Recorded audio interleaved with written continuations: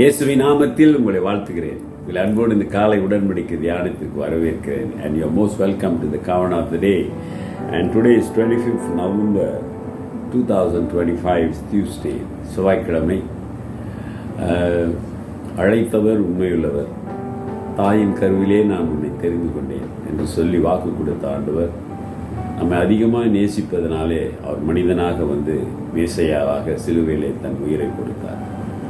அவர் வந்த நாட்கள் தான் வருகின்ற கிறிஸ்மஸ் காலங்கள். மனிதனாக அவதாரம் எடுத்தாரே, மனு எடுத்தாரே, அந்த நாள் தான். God took an incarnation of human being. That's a Christmas. So you have to praise God, thank God, ஆண்டவர் நன்றி செலுத்தும். சரி, நாம் தொடர்ந்து மார்க் 9ஆம் அதிகாரம் இன்றைக்கு 7வது வசனம். ஆண்டவர் மறுரூபமாகும் காரியத்தை நாம் சிந்தித்து வருகிறோம். We are looking at Jesus' transfiguration on the mountain. Yesterday we saw, and today we are continuing that scenario, okay? The transfiguration of Jesus Christ. இயேசு மறுரூபமான காரியம். ஆண்டவர் ஒரு வெண்மையான ஒரு உருமாற்றத்தை சீஷர்கள் பார்க்குறாங்க. அப்பொழுது ஒரு சத்தம் வருகிறது. அப்பொழுது ஒரு மேகம் அவர்களை மேல் நிழலிட்டது. அவர் என்னுடைய நேசகுமாரன், இவருக்கு செவி கொடுங்கள் என்ற அந்த மேகத்திலிருந்து ஒரு சத்தம் உண்டாயிற்று. And a cloud came and overshadowed them, and a voice came out of the cloud, saying, "This is my beloved son, hear him, hear him." The sound coming from the cloud. அந்த மேகத்திலிருந்து ஒரு சத்தம் வந்தது. அது யாருடைய சத்தம்? அருமையானவர்களே, நிச்சயமாக the creator, the பிதா, அவருடைய சத்தமாகத்தான் இருக்க வேண்டும். அந்த சத்தம் என்ன சொன்னது? இவர் என்னுடைய நேசகுமாரன், this is my beloved son, இவருடைய நேசகுமாரன், இவர் நேசகுமாரன், இவருக்கு செவி கொடுங்கள். அருமையானவர்களே, இவ்வளவு காலம் உலகம் யாருக்கெல்லாம் செவி கொடுத்து கொண்டிருந்தது. இன்றைக்கும் பார்க்கிறோம், யாருக்கெல்லாம் செவி கொடுத்து இந்த உலகம் பிரிந்து மிகவும் மோசமாய் போய்கொண்டிருக்கிறது. அந்த மேகத்தில் இந்த சத்தத்தை நாம் கவனித்து தியானிக்க வேண்டும். என்ன சொல்லுகிறது அந்த சத்தம்? நீங்கள் அந்த சத்தம் திரியேக கடவுளிடமிருந்து இந்த உலகத்தை படைத்த பிதாவ இடத்திலிருந்து வந்தது என்று நம்புவீர்களானால், அந்த சத்தம் என்ன சொன்னது? இவர் என்னுடைய நேசகுமாரன், ரைட். அதை அநேகர் சிலர் நம்புகிறார்கள், சிலர் நம்புவதில்லை. அடுத்த வார்த்தை, இவருக்கு கீழ்ப்படியுங்கள். ஹல்லேலூயா. இவருக்கு செவி கொடுங்கள். லிசன் டு, செவி கொடுங்கள். அருமையானவர்களே, this is my beloved son, hear him. எதை செவி கொடுக்க? அவர் சொல்லுகிறதை நாம் கேட்டு நடக்க வேண்டும். இன்றைக்கு கர்த்தருடைய பிள்ளைகள், திருச்சபை, இயேசு சாமி சொல்லுகிறதை கேட்டு நடக்கிறார்களா? இன்றைக்கு அருமையானவர்களே, பழைய ஏற்பாடு வாக்கு தத்தங்கள் எல்லாம் புதிய ஏற்பாட்டிலே நிறைவேறி இயேசுநாதர் மேல் நிறைவேறி இன்றைக்கு இயேசுநாதர் தான் நமக்கு இரட்சகராக இருக்கிறார்.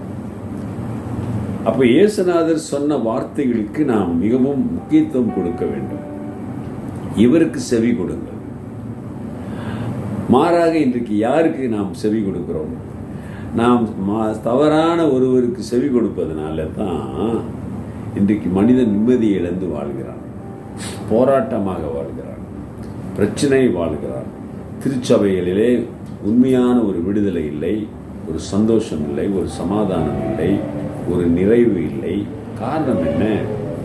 இயேசு சொல்லுகிறதற்கு செவி கொடுக்கிறீர்களா? இயேசுடைய போதனை அப்படியே கேட்டுட்டே வந்தீங்கன்னா சொன்னார், if you follow me you have to deny yourself, take up the cross. என்னை பின்பற்ற விரும்பினால் உன்னை வெறுத்து சிலுவையை சுமக்க வேண்டும். அடுத்து சொல்றார், இந்த உலகம் முழுவதையும் நீ ஆதாயப்படுத்தி கொண்டாலும் உன் ஜீவன் நஷ்டமடைந்தால் என்ன லாபம்? இப்பொழுது மறுரூபமாகிறார், வானத்தில் சத்தம் வருகிறது, இவருக்கு செவி கொடுங்க. சகோதரனே, சகோதரியை, கொஞ்சம் யோசித்து பார்த்து ஒப்புக்கொடு. நீ ஆண்டவருடைய இயேசுவின் போதனைக்கு கீழ்ப்படுகிறாயா? அந்த கீழ்ப்படிதல், அந்த செவி கொடுத்து அதற்கு முதலிடம் கொடுத்து வாழ்கிறாயா என்று யோசித்து பாருங்க. ஆமா தானே? ஏன்னா இயேசுடைய நாமத்திற்கு மகிமை உண்டு, வல்லமை உண்டு. அப்ப இயேசுவின் போதனைக்கு நாம் செவி கொடுத்து வாழ வேண்டும். இன்னைக்கு நிறைய வஞ்சகர்கள் இருக்கிறார்கள், கள்ள தீர்க்கதரிசிகள் இருக்கிறார்கள். ஓநாய்கள் ஆடு வேஷம் போட்டு ஏமாற்றுகிற மேய்ப்பர்கள் இருக்கிறார்கள், மாயமானமானவர்கள். ஆமாம், அன்னைக்கு ஒரு பாஸ்டரை பார்த்தேன், தங்க ஷூ போட்டிருக்கிறார். தங்கத்தில் ஷூ செஞ்சு ஒரு அம்மா ஜபத்துக்கு வராங்க. அவர் காலில் அந்த அம்மாவை அப்படியே காலில் தட்டுற, அவங்களால நடக்க முடியாமல் வராங்க, அவருடைய காலில் செருப்பில் அப்படி தட்டி விட தட்டுறாரு. அவங்க என்ன செய்வது? நாம் இதெல்லாம் கவனிக்க வேண்டும். இதெல்லாம் இயேசுவின் போதனையா? சீஷர்களை கால்களை கழுவினவர், குஷ்டரோகிகளை தொட்டு அரவணைத்து கொண்டவர். ஆமா தானே? தொடாதவர்களை தொட்டு அரவணைத்த ஆண்டவருடைய ஊழியம் செய்கிறவர்கள் இன்றைக்கு அநாகரிகமாக நடந்து கொள்கிறார்கள். யோசிச்சு பாருங்க. ஆண்டோட வசனம் பெரிய காரியங்களை செய்யும். கர்த்தருக்கு பயந்து ஒப்புக் கொடுங்க.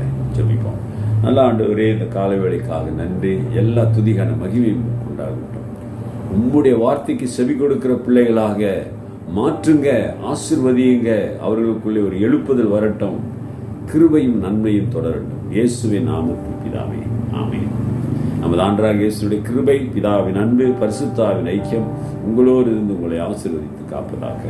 என் ஆத்துமாவே கர்த்தரை ஸ்தோத்திரி, என் முழு உள்ளமே பரிசுத்த நாமத்தை ஸ்தோத்திரி. என் ஆத்துமாவே கர்த்தரை ஸ்தோத்திரி, அவர் செய்த சகல உபகாரங்களை மறவாதே. ஆமென்.